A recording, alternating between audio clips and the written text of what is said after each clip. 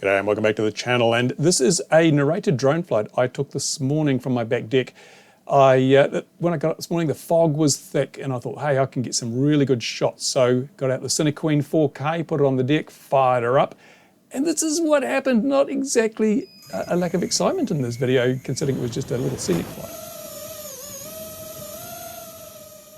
There we go, heading over the back fence towards the lake. Look at that lovely halo from the sun. You get that when the sun's behind you, just the optics of the camera. And you can see there is fog, and I turned around to get that lovely shot of the sun. And it was about here I realized that things were not going as well as they could do.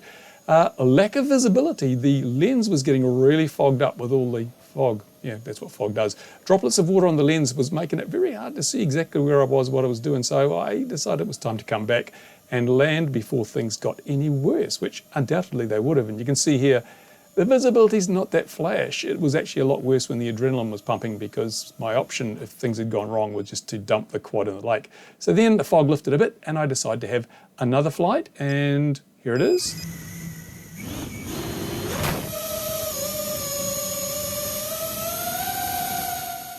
Again, we clear the back fence, head out towards the lake. Look at those power lines there, you've got to keep an eye out for those. And turned around again. You can see no fogging at this stage. Beautiful scenery. I thought I'd do a full 360 here. Get that halo of the sun, then turn back towards the sun. You can see I'm getting high enough to get above the fog here. Probably only 120 feet, if that. Fog is really low. Check down. Yeah, I'm still in the right place. And do another 360 around the other way just to get a panorama. And yeah, really was pretty. Now I'm using 4.3. This is it's 1440p I filmed this in, so I can get the maximum vertical, so I don't have to worry too much about getting my elevation correct on the thing. And then I decided I would come down. I'm pretty much over the edge of the lake here. And the Cinequeen, actually, when you start losing height quickly, it does shake and rattle a bit.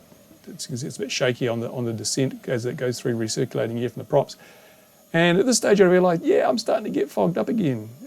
But I thought, well, why not? While I'm here, I'll just go up and get a bit more of a view. And so I punched it a little bit, got a bit more elevation, and just, oh, it's so great. And of course with the OLED goggles, this looks even better. And then I decided, time to come home, because things are getting harder and harder to see. So I headed for home.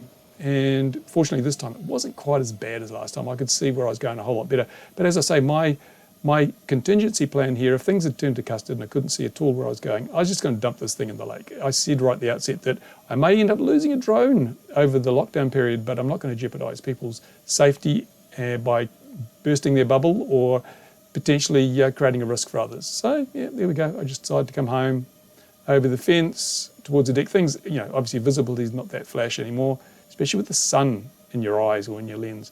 And then landing on the deck. That was it. That was my flight. I got to say, the adrenaline levels were quite high during that flight, or during the first one especially. But you don't panic. You have contingency plans in place. And mine was, if I totally lost orientation, didn't know where I was, I would just flick the kill switch or disarm and fall in the water and say goodbye to that drone. But yeah, I was lucky enough that it wasn't too bad. But hey, have you flown in fog? What have you found? I've always found that flying in fog does produce issues, but it was particularly bad with this little Cinequeen, because the Tarsia 2 has such tiny, tiny lenses that even a small drop of water has a huge effect on visibility. So something to consider if you're going out there and flying in the fog with a really small Cinequad. So there you go. Anyway, if you like the video, give a comment down below, give it a thumbs up, and I'm going to get back to the crash video now. So thanks for watching.